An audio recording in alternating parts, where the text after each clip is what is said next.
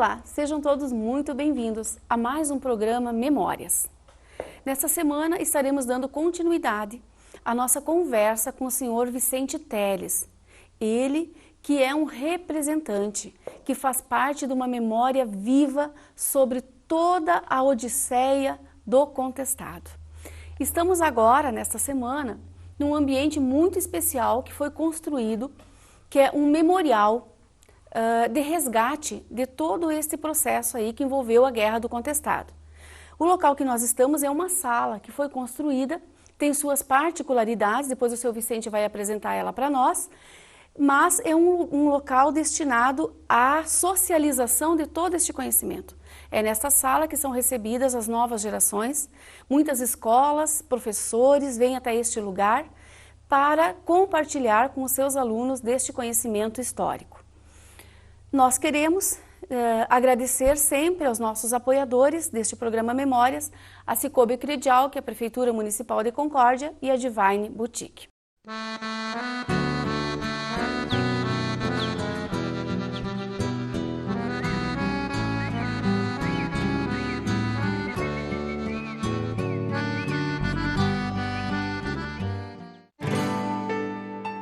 Nessa terra, nesse lugar, aqui o que se planta dá. Isso é motivo pra se orgulhar. Nosso berço, nosso chão, um pedaço da nossa nação, que produz, que faz crescer, que não se cansa de avançar. Essa terra tem um povo que tem garra e tem amor, tem orgulho, tem paixão por essa terra.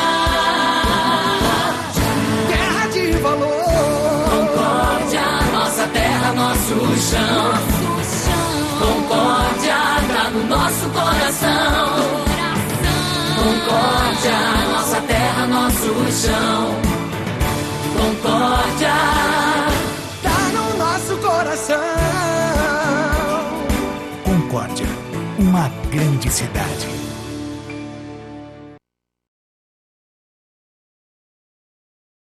Tem muita gente que pensa diferente, que transforma o lixo em design, por exemplo, ou que usa o carro para passear e a bicicleta para trabalhar. A Cicobi Credial que oferece todos os produtos e serviços de um banco. A diferença é que compartilha os resultados com você. Com 27 anos no mercado, há 5 anos oferece a livre admissão de associados. Cicobi Credial, cooperando e pensando diferente em Concórdia.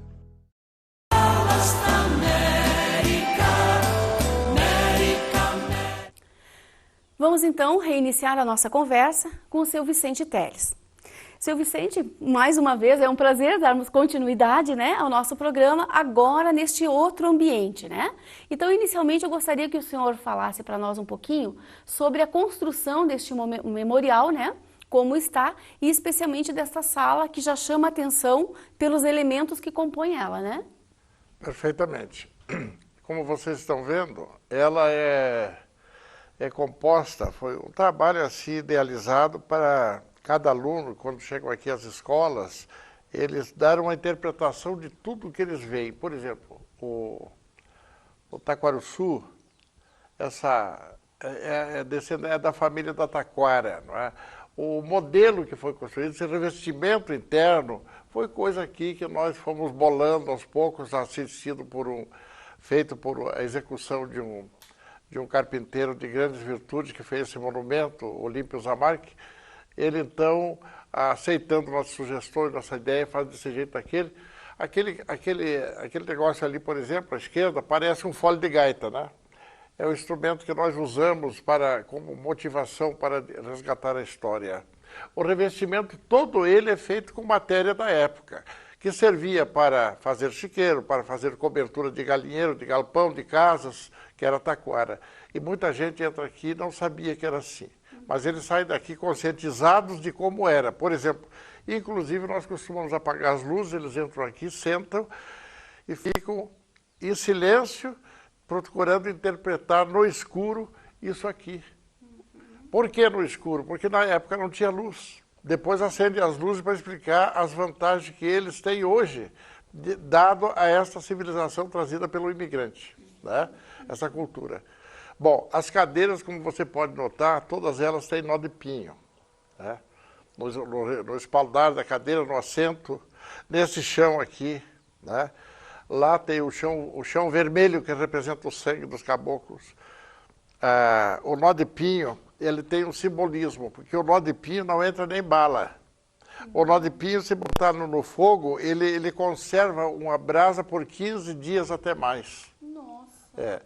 É tal a resistência. Então, ele simboliza a fibra do caboclo que lutou contra todos os poderes da nação brasileira pela divisão desse latifúndio em favor do imigrante. Né? Que é muito importante falar isso aos imigrantes. Muitas vezes eu falo com eles aqui, conhece seu avô, ouviu falando que seu avô, seu bisavô, seu pai, de onde vieram e tal, não sabem.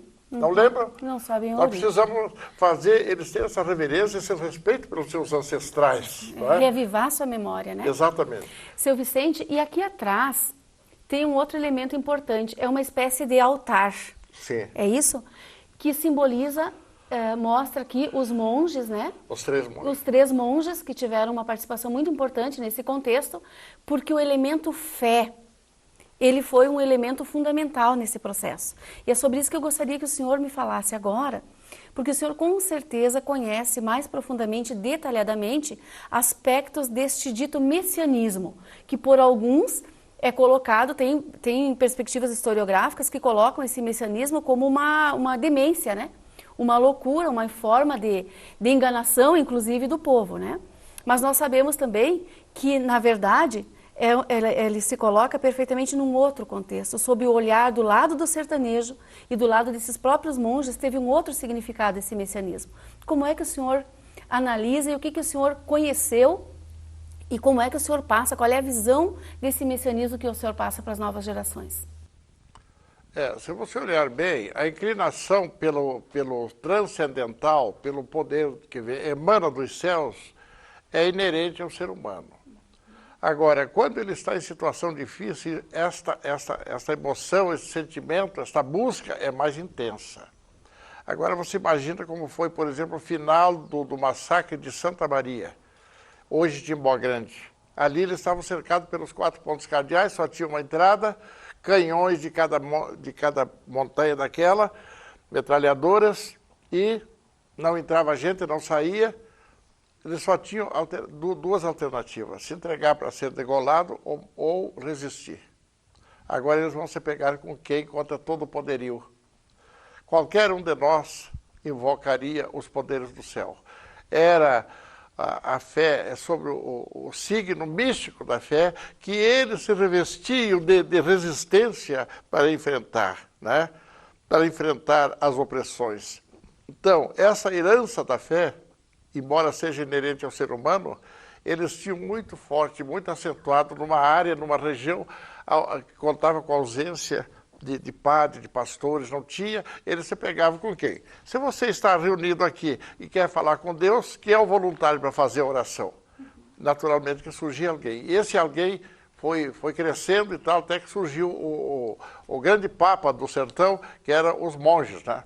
O primeiro monge, ele era oriundo de Piemonte, na Itália. Ele chegou lá em Sorocaba, tem lá o seu registro na sala da Câmara de Vereadores, onde os imigrantes se apresentavam, e ali preenchiam uma ficha.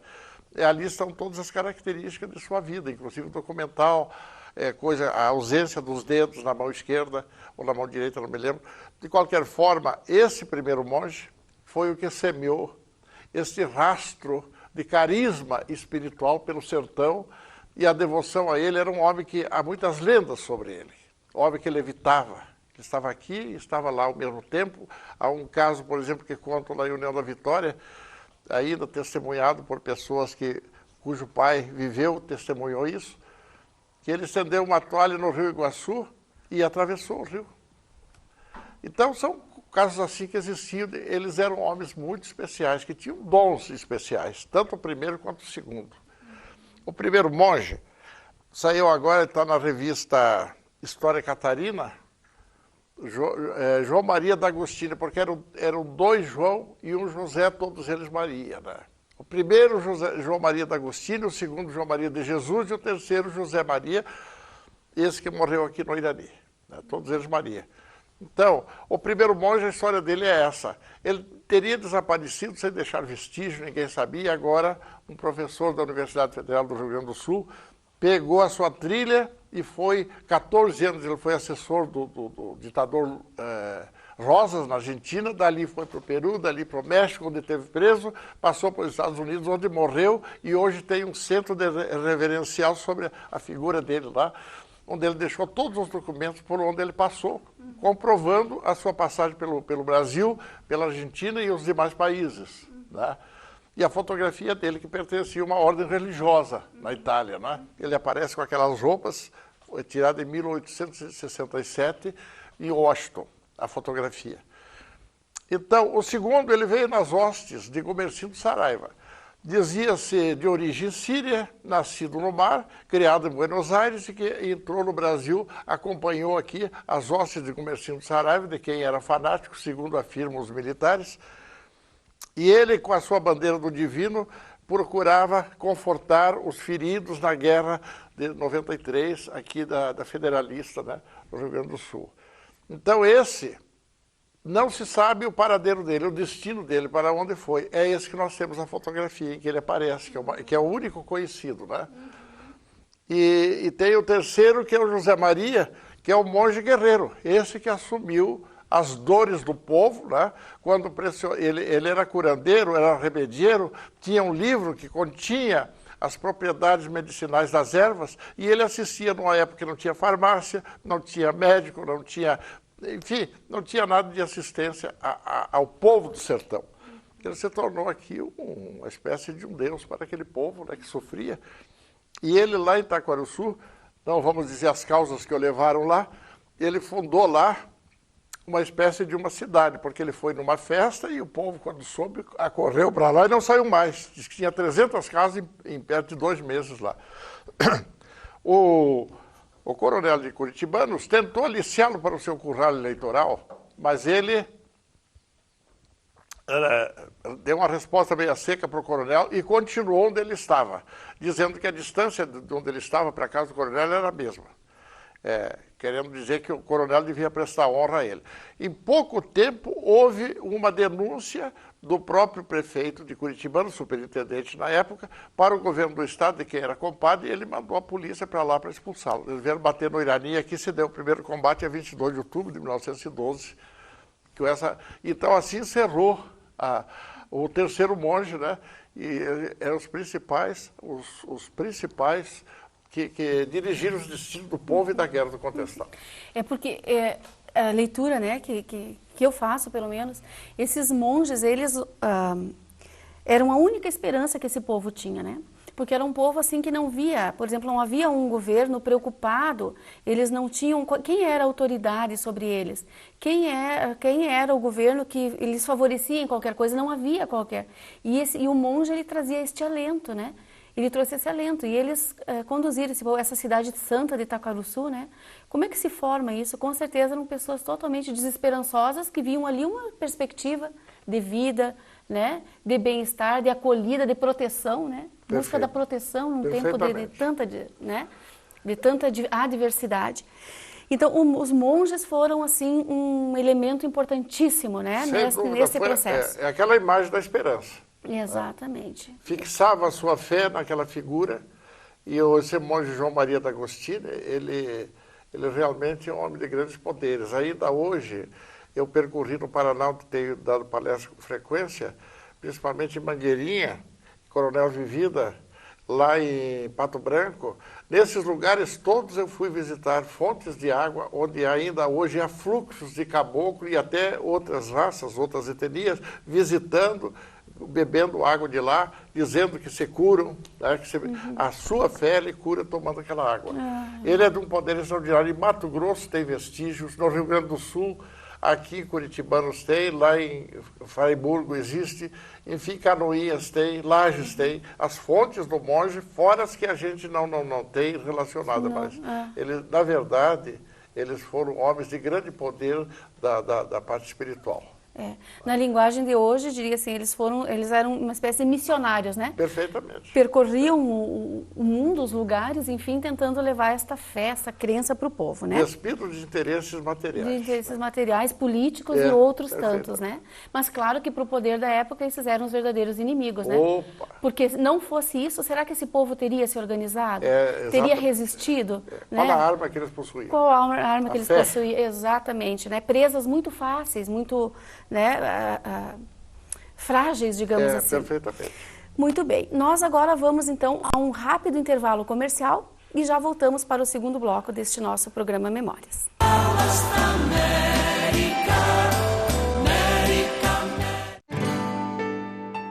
Nessa terra, nesse lugar, aqui o que se planta dá. Isso é motivo pra se orgulhar. Nosso berço, nosso chão, um pedaço da nossa nação, que produz, que faz crescer, que não se cansa de avançar. Essa terra tem um povo que tem garra e tem amor, tem orgulho, tem paixão por essa terra. Terra de valor, Concórdia, nossa terra, nosso chão. concórdia tá no nosso coração. Concórdia, nossa terra, nosso chão. Concórdia tá no nosso coração. Concórdia, uma grande cidade.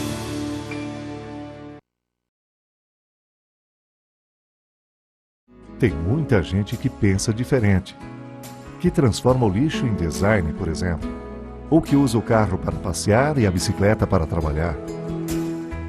A Cicobi Credial que oferece todos os produtos e serviços de um banco.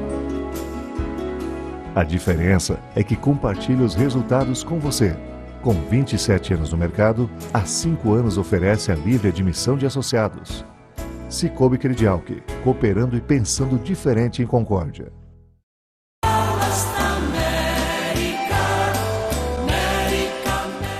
Retornamos então com o nosso programa Memórias e queremos agora, seu Vicente Teles, ouvir do senhor um pouco sobre um outro elemento que eu vejo muito mais o senhor resgatando. Eu na historiografia oficial encontro muito pouco sobre a figura feminina. É a Maria Rosa, a Chica Pelega, né? Mulheres que também tiveram uma participação em um tempo que a figura feminina era totalmente subjugada, principalmente nas relações de poder, né? Então, o senhor canta, o senhor tem canções que falam dessas personagens, né? E como foi, então, a participação destas figuras femininas no contexto da guerra? Há versões de que aos 7 anos de idade existia uma espécie de convento nos redutos, onde as meninas, crianças, eram preparadas para as comunicações delas com o transcendental. E dessas teve origem tiveram origem várias, né? Dentre elas, Chica Pelega e Maria Rosa, que foram as que, no meu conceito a parte artística, me impressionaram mais. A Maria Rosa, pelo seu encanto, pela sua beleza, pela sua vivacidade, uma menina, dizem que é analfabeta, mas de fluente para falar verbalmente, parecia uma pessoa culta, e ela tinha esses poderes de comunicar-se com a transcendentalidade e trazer as mensagens para os destinos do povo, que era anunciado no Quadro Santo. Esse era um aspecto.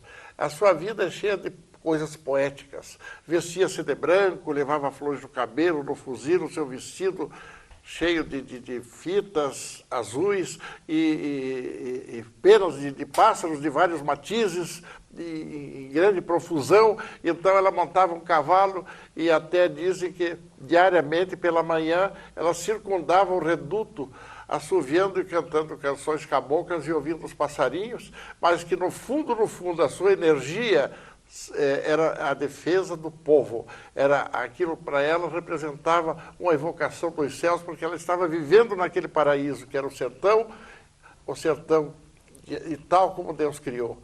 Né? Fez a terra, fez as árvores, fez a erva, fez enfim, as águas, e ela parece que sentia naquilo, energizada naquele ambiente. Então, quando ela falava, anunciava ao povo, dava um recado ao povo, era uma espécie de papisa, todo mundo reverenciava. Não é? E também usava uma espada. Ela comandou o deslocamento da sua tropa de Itaquaruçu para Caraguatá, depois do massacre de lá. Ela ia em Caraguatá, ela foi a guia espiritual e chefe militar ao mesmo tempo. Aí começou a entrar a parte da violência, a parte dos bandidos, a parte dos guerreiros, a parte daqueles aventureiros que vinham de fora, porque nesse contexto se infiltram. Muita gente. Entende? Foragidos da justiça, bandidos e também homicidados políticos que vinham e se enfiavam naquele meio e foram assumindo os comandos, mas já pela violência. E ela era contra essa violência, tanto que ela tinha a sua forma de guerrear, mas inspirada sempre nos poderes do céu. Então, daí o nome das Virgens do Contestado, essas meninas que precisavam ser castas, puras, para ter comunicação com os céus. Aliás, isso é bíblico, né?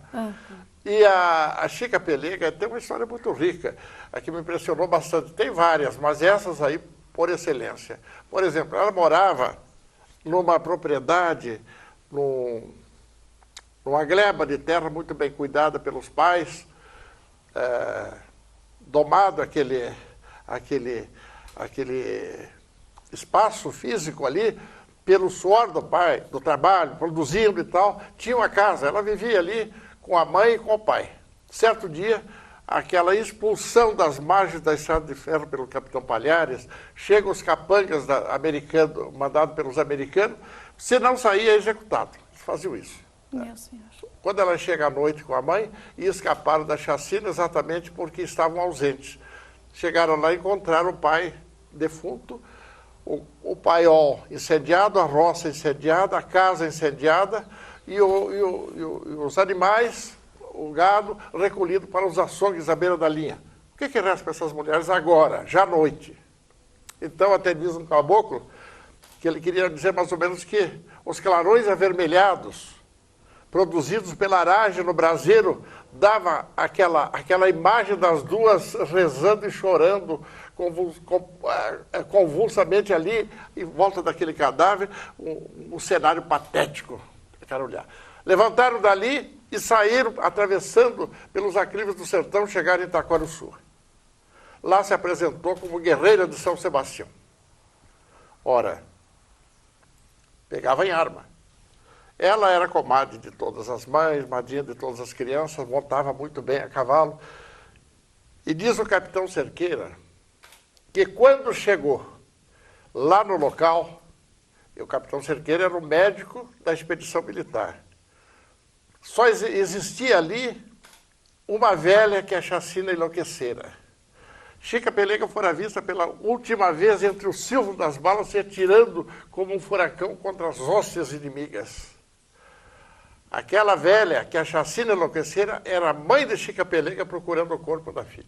Senhor. Por isso que na nossa música nós dizemos lá, quem viu Chica Pelega, viu chispa de raio clareando o sertão. Quem via os olhos dela via tudo isso. Quem viu Chica Pelega, viu rasga-mortalha piar no sertão. Rasga-mortalha é coruja. Quando ela pia à noite para o caboclo, era coisa ruim que ia acontecer. Sim. Quem viu Chica Pelega viu fogo no céu e viu sangue no chão. Era a guerra.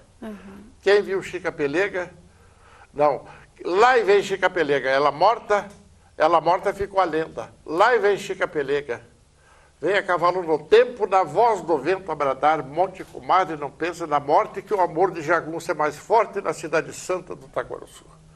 A sua história é rica pela bravura, pela coragem, pela determinação da luta na vingança do pai.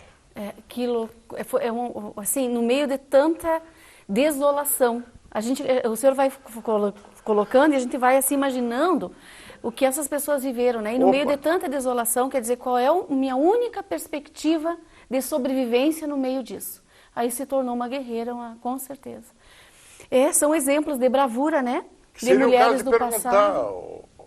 A você, qual seria a sua reação passando pela... Sim, né? sim. Eu às vezes pergunto aqui para as professoras e para alunos, olha, eu acho que eu morria junto. Mas eu faria o que ela fez. Eu não, eu acho que eu desmaiava ali, eu morria. Eu queria morrer junto com meu pai. Mas ela teve a coragem de lutar pela mãe e pelos outros. Né? Exatamente. Encontrou ali um motivo para continuar e, né, uma causa para lutar. Exatamente. Que bacana. Seu Vicente Teles, o senhor conhece, né, os pormenores dessa guerra. Tem passagens, naquilo que eu conheço, aqueles momentos finais da guerra é uma coisa que deixa a gente assim muito, como eu posso dizer, chama muito a atenção, né, pela crueldade como esse conflito chegou ao fim, né? A forma como aqueles caboclos foram assim exterminados, ficando naquele confinamento no vale, né?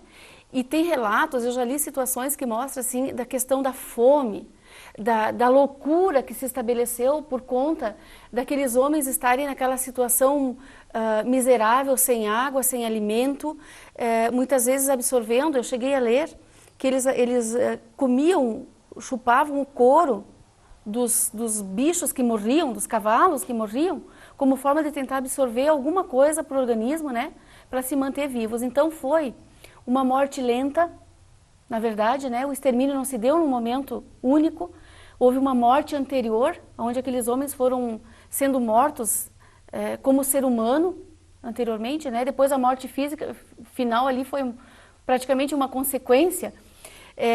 Como é que o senhor vê, né, assim, que detalhes que o senhor conhece deste momento final e desse jeito tão cruel como terminou, como foi o fim desses caboclos, deste povo tão humilde? Ainda falando da guerra e deixando a parte pior da guerra, que foi a Operação Limpeza, Operação Limpeza. Eu queria lembrar o seguinte, que consistia na prisão e execução sumária dos remanescentes, dos veteranos de guerra, dos testemunhos oculares, executados na frente da família para criar trauma. Avisando, não abra a boca porque com você vai acontecer o mesmo. Nossa. Eu passei por isso. Eu cheguei uma vez lá em Itaquaruçu e, na época, eu era casado, né? E chegava lá na casa da dona Siena, que era parente do Benedito Chato, que foi um grande herói lá deles. Né? Então ela perguntava, cadê a mulher? Quando eu ia sozinho, cadê a mulher? Matou a mulher. Aí quando ela ia lá, cadê aquele velho? Matou aquele velho. Perguntava assim, falava assim. Uhum. O que é isso? É herança da Operação Limpeza, isso aí. Mas voltando a esse assunto do final da guerra, veja bem, uma época que não existia rigor, não existia cartórios, não existia IBGE, não existia médico para dar atestado de óbito de quem que morreu disso, morreu quem que não morreu. Numa época em que nem mesmo o Exército, até hoje, eu não conheço a estatística militar de quantos soldados morreram. Numa época em que eles, na verdade, só tinham a inteligência e a fé. Quando passavam a fila indiana por aqueles carreiros nos sertões, ele se empoleirava e lá de cima dava um tiro no soldado, ele se apavorava, não sabia de onde veio o tiro, jogavam as coisas, eles se apoderavam da munição, das armas, de tudo, daí caiu na mão armada, isto é, a arma branca, e eles eram invencíveis na arma branca. Isso é dito pelo general Setembrino, eram invencíveis, porque desde criança, 7 anos, eles já desgalhavam ervilha, manobrando para uma guerra que eles jamais sonharam e jamais desejaram, mas que aconteceu. Eles estavam habilitados a esse tipo de luta. Então, você imagina, o final da guerra, o mais triste da guerra foi exatamente o final em Santa Maria, no Vale de Santa Maria, para onde todos aqueles redutos convergeram. Então, eles chegaram lá e ali ficaram aguardando, se colocando, se trincheirando para esperar, pensando que era fácil, né? A solução, e só tinha uma entrada. Essa entrada foi trancada. Não entra e não sai. Nem alimento, nem arma, nem munição e nem gente. Então começou ali o quê? A fome, isso que você falou, começou aí a sujeira, a imundície, né? A carrapato, doença, piolho, diz que dava uma piolheira incrível daquele povo, sarna, tudo que era tipo, e por fim o tifo, e por cima, balas, canhões, metralhadora, avião. Então, dizem que tinha 5.000 casas, na versão de alguns. Olha, casa de caboclo, de gente pobre, não existe casa com menos de 3, 4, 5 filhos. Multiplica isso por 5 mil. Quantas pessoas morreram ali se não ficou pedra sobre pedra? Escaparam poucos. Eu conheci um cidadão já idoso, ele morreu há pouco tempo, ele me contou. O meu pai lutou lá, ele fugiu. Mas ele nadou, acho que 2 quilômetros, porque lá tem 3 rios. Tem o Rio Caçador Grande, tem o Rio Timbó e tem o Rio Lava-Tripa, que é onde eles carneavam os bichos e iam lavar as tripas lá naquela água. Diz, olha, ele nadou talvez 2 quilômetros por aí. E ele diz que não tem lembrança de ter passado um momento por água, era só sangue. Nadava no meio do sangue, tinha aquele cheiro insuportável. Que cheiro de horror. Então, você imagina o que a historiografia oficial não fala. né? É isso. Esse é o ponto que eu questiono, é o que eu levanto. Onde está hoje o exemplo disso aí? Por exemplo, um outro caso, que foi dos 8 a 10 mil operários trazidos do Nordeste, sobretudo da Bahia, de Pernambuco, de São Paulo, do Rio de Janeiro, inclusive da Rocinha, tinha um da Rocinha, em que eles vieram depois de uma ampla propaganda de trem com promessas mirabolantes de enriquecimento rápido, podendo voltar para suas casas ricos. Vinham de trem e voltavam de trem. Ora, inclusive detentos tirados de cadeias, e para voltar para lá livre das penas, e rico, quem que não queria? É. Até Fernandinho Beiramar topava essa. É verdade. Pois bem, essa gente, quando chegou aqui, não, as promessas eram outras. Eles foram submetidos a um regime escravocrata. Mal nutrido, mal instalado, mal vestido. E quem não aceitava o regime escravocrata era degolado e jogado no Rio do Peixe. Há um engenheiro da época que afirma, da época, está no livro de Oswaldo Cabral, bem pequenininha as letras no fim de uma página. Me disseram, porque eu estou procurando o original e consumir com o original. Diz esse engenheiro que se pudesse reunir todo o sangue de todos os cadáveres que ele viu boiando sobre o Rio do Peixe e afundando, ele não disse por dias, ele falou por semanas consecutivas, aquelas águas correriam rubras. Senhor, é uma coisa doida. Aqui teve um engenheiro do Rio Grande do Norte, um engenheiro não, um jornalista, um cara formidável, ele, inteligente. Ele é casado aqui em Lages, mora aí, está fazendo uma obra, dizendo que não achou vestígio de nordestino aqui. Diz, eu sou de lá, eu queria achar o vestígio. São duas coisas. Aí mostrei uma música para ele que fala do Graxaí Pitoco. É uma coisa muito engraçada, né? Que aqueles bailes dos caboclos, havia uma reverência total dos compadres. O rapaz, por exemplo, não podia bolir com a noiva porque era filha do compadre, era sagrado aquele namoro, né? E vice-versa, a moça também não podia olhar para o rapaz que já era comprometido.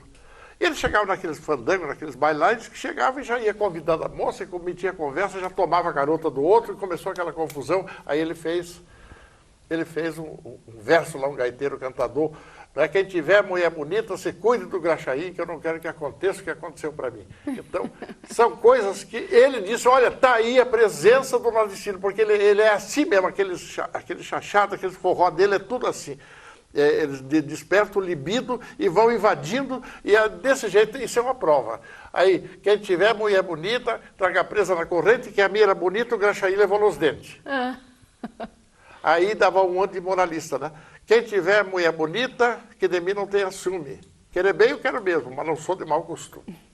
Então, depois ele veio me perguntar, mas se não tem nenhum vestígio? Eu digo, então, rapaz, mas não mataram todos? Não se disse aí que eles foram mortos todos.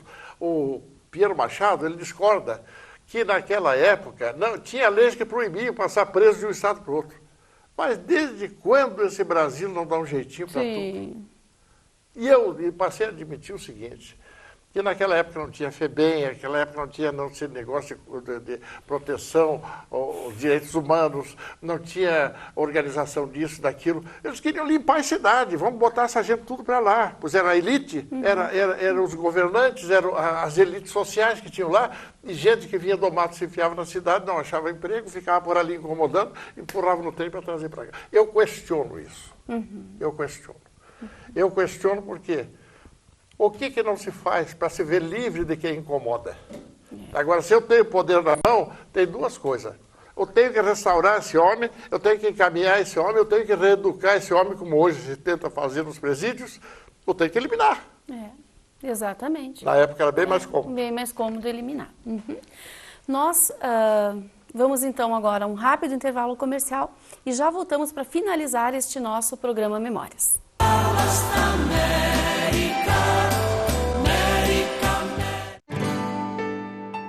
Nessa terra, nesse lugar, aqui o que se planta dá. Isso é motivo pra se orgulhar. Nosso berço, nosso chão, um pedaço da nossa nação, que produz, que faz crescer, que não se cansa de avançar. Essa terra tem um povo que tem garra e tem amor, tem orgulho, tem paixão por essa terra. Terra de valor, Concórdia, nossa terra, nosso chão. Concórdia tá no nosso coração. Concórdia, nossa terra, nosso chão. Concórdia tá no nosso coração. Concórdia, uma grande cidade.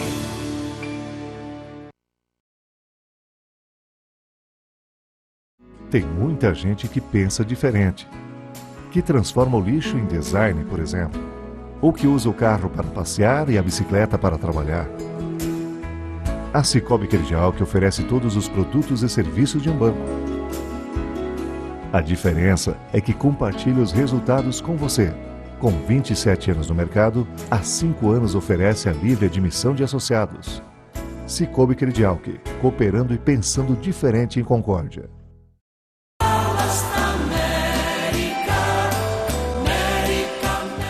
Nós vamos agora finalizando esse nosso programa Memórias desta semana, dessa nossa primeira inserção, dessa nossa primeira conversa com o seu Vicente Teles.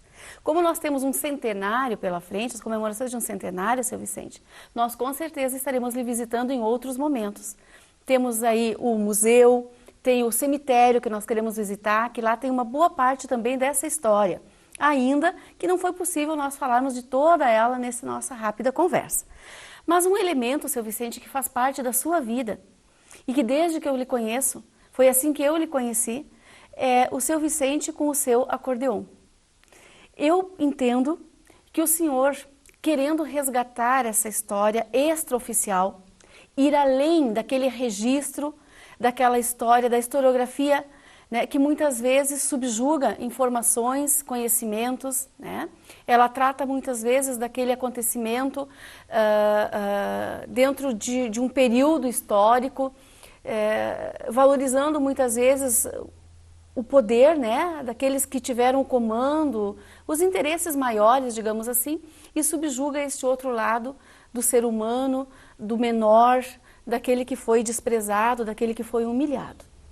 E eu percebo que o senhor encontrou um parceiro, um companheiro, para falar às pessoas. Os monges encontraram a fé para chegar até aquele sertanejo simples. E me parece que o senhor também buscou uma segunda voz, um elemento que se aproxima das pessoas, que muitas vezes abre a mente das pessoas para ouvir essa história cantada em verso, em prosa, de um jeito agradável, mas que ao mesmo tempo mexe com a consciência das pessoas. Então, o seu Vicente e o seu acordeon são companheiros, né? É o cancioneiro do contestado, como eu vejo que muitas pessoas lhe conhecem, né? E fazem menção. Para nós encerrar, seu Vicente, eu só queria que o senhor, então, dissesse para nós, neste seu tempo de resgate dessa historiografia, de toda essa historiografia, que reconhecimentos o senhor já teve? Sei que o senhor já recebeu algumas congratulações, né? Quais as que o senhor guarda na memória e que o senhor considera importantes no sentido de que o senhor diz assim, bem, está tendo resultado todo esse meu trabalho, né? Alguém está vendo e está reconhecendo. O mais recente e talvez o mais gratificante, porque esse aqui não tem objetivos políticos, é exatamente a presença de vocês. A presença de vocês, para mim, representa um aliado da causa. Aliado que vem aqui para mexer com essa coisa que todo mundo Houve gente que disse assim, que você não ensina história. Não para mim, falaram para outro. Ele ensina questão política da história, que não tem nada a ver com isso. História, o que é? É decorar coisas, é saturar a cabeça de crianças, de jovens, com encheção de linguiça, que não diz nada. Nós temos que despertar exatamente isso que eu estou falando. É o sentimento. Né? E o sentimento, bem, tudo converge. Os monges com a fé, a música para o mesmo ponto, né? Porque todos os cerimoniais religiosos têm música. Né? Então, o que ocorre aí? Nós temos que despertar um sentimento. Por exemplo, a Vala dos 21, clamor de todos nós. 100 anos de silêncio, sem vez e sem voz. Aliás, este é um verso que o senhor escreveu para uma das suas mais recentes produções, que é um hino para o contestado. Eu sei que ainda está em fase de produção, não tem nada ainda assim já oficializado, né? Mas esse é um verso que faz parte desse hino. É o hino do centenário. E é o hino do centenário. Então, esse é que eu falo, né? Por exemplo, você imagina aqueles cadáveres, o coronel João Galberto, ele saiu daqui, foi para Curitiba, foi para Palmas, dali para Porto União, de Porto União para Curitiba, teve o maior funeral da história do Paraná até hoje, jamais igualado. Maior de toda a história. E aqueles que morreram por ele, morreram ali defendendo o coronel, foram jogados numa vala comum junto com os caboclos. Quer dizer, Deus providenciou que a politicália, porque quem manda, o militar é inocente tanto quanto o caboclo. Quem determina a invasão, o ataque, é a política. É a politicália, que é a malária dos povos de moralidade podre, dizia Rui. Então, essa politicália é que mandou matar.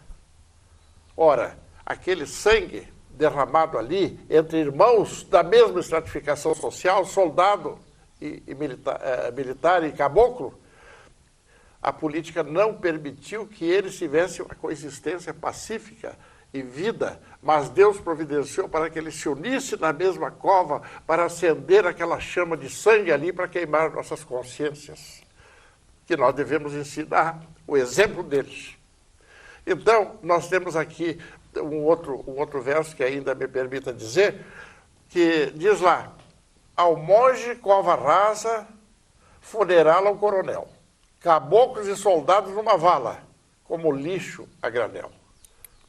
É forte, mas é a verdade. A verdade é essa. Então, vou fazer a seu pedido. Eu tinha dito que... o choro das velhas.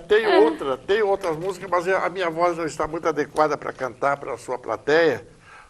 E eu vou fazer, então, esse explicando que, após o combate, ali estavam os corpos estendidos na relva, uns mortos, outros morrendo, sangue correndo. E antes de sair para o ataque, para revidar o ataque dos soldados que ali vieram, o Zé Maria, é um outro verso que diz aí, né? O final da guerra, né? O final da guerra, da história, a verdade,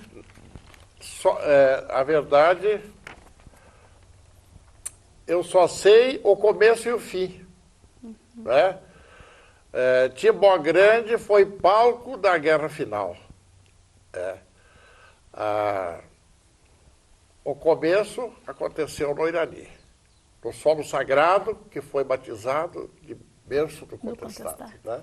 Foi ali, então, que nasceu então, o choro das velhas, que foram as mulheres cobertas de lágrimas, de luto, que chegaram ali para ver seus filhos. Antes disso, o Zé Maria havia reunido os seus fiéis para orar, para rezar, pedindo proteção ao combate. Tanto que a metralhadora falhou, atribui-se também à oração.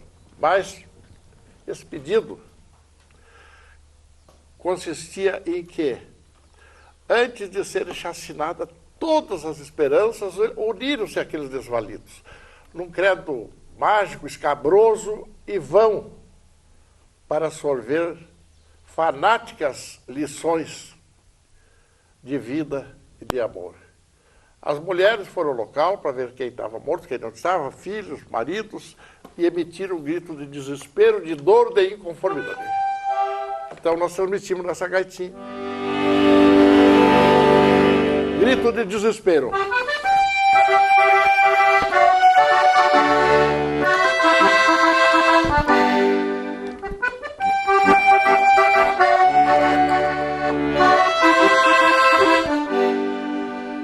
Identificados os corpos, elas tiveram uma reação de vingança contra a injustiça praticada.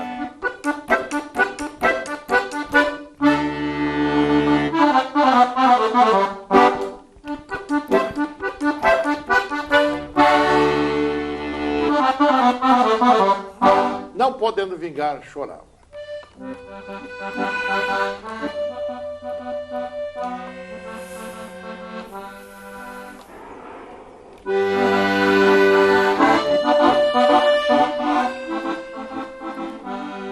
Exauridas pelas lágrimas, ressecadas pelo choro, elas soluçavam.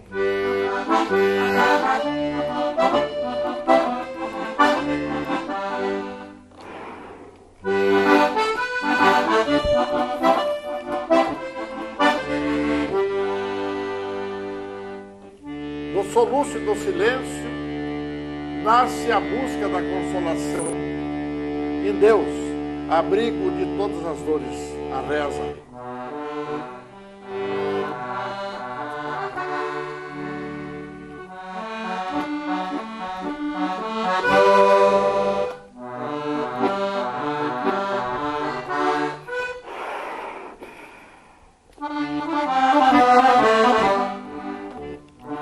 Eram rezas intercaladas por suspiros que expulsavam das suas entranhas a sombra da morte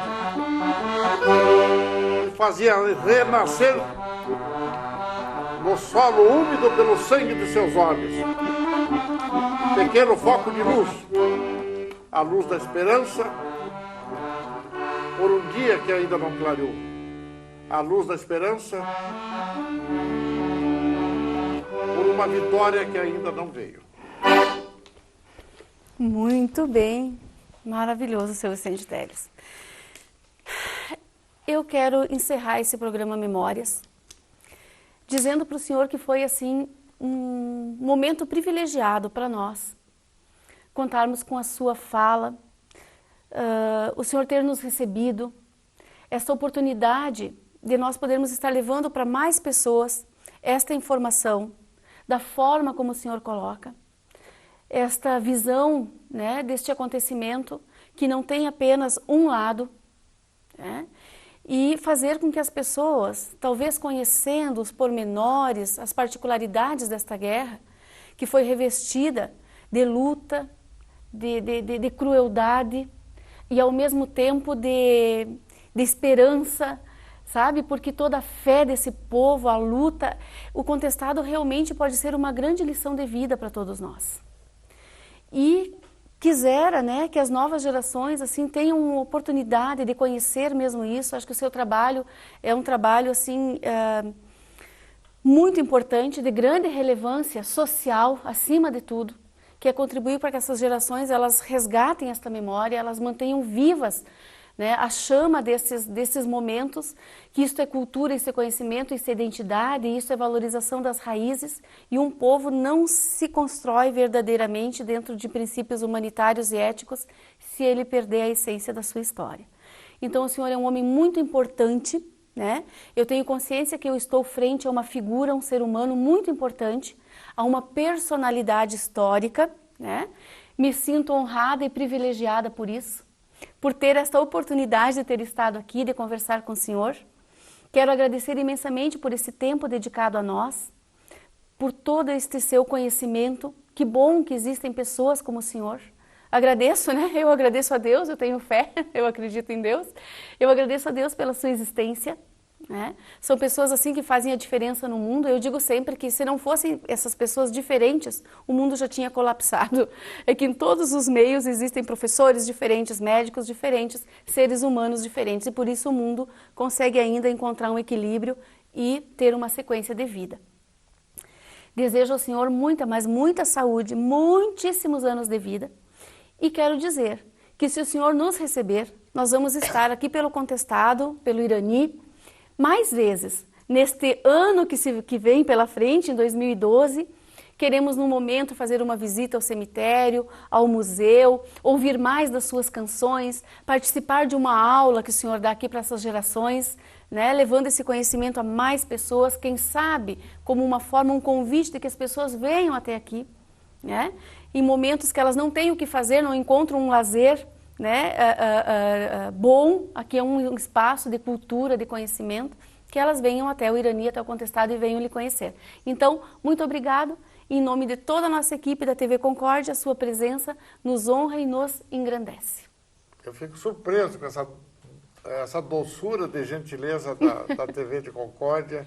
Agradeço muito aos espectadores que tiveram a paciência de me ouvir. Peço desculpa pelas minhas deficiências, mas eu acho que nós temos que criar um sentimento, porque palavras não são metais que se fundem. Agora, sentimentos, sim. Criar um sentimento em cima dessa história, porque nós temos o exemplo do gaúcho, a sua vibração, o seu entusiasmo pela sua história, pelos farrapos, o 20 de setembro para eles. Nós temos que transformar o 22 de outubro aqui no 20 de setembro dos gaúchos. Porque sem isso, você sabe que Santa Catarina não tem identidade, a opção da identidade de Santa Catarina é o Contestado. E nós não despertamos esse sentimento ainda no Estado, mas devemos começar por nós aqui do Oeste. Esse é meu desejo, contribuir da forma que puder para que isso aconteça. Muito obrigado a vocês, viu? Que bom. Obrigada mais uma vez ao senhor. E seja sempre muito bem-vindo à TV Concórdia. Obrigado, agradecido. Nós vamos, dessa forma, encerrando o nosso programa Memórias, agradecendo a todos pela audiência e já criando essa expectativa. Não numa sequência lógica, mas ao longo deste final de 2011 e todo 2012, nós estaremos oportunizando as pessoas conhecer um pouco mais sobre este legado histórico da Guerra do Contestado.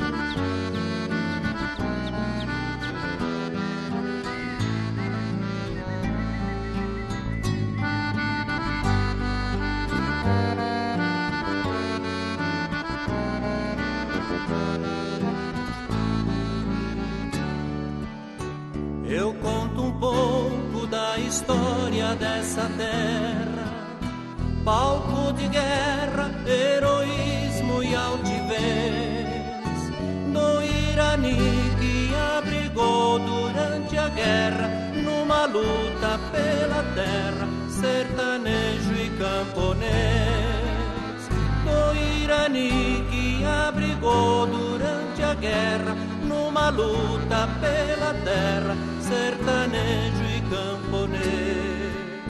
Um cemitério é o que resta do passado, do contestado cujo berço foi aqui. Ah, meu irmão, neste chão morreu um monge, mas o jagunço foi longe no combate do Irani.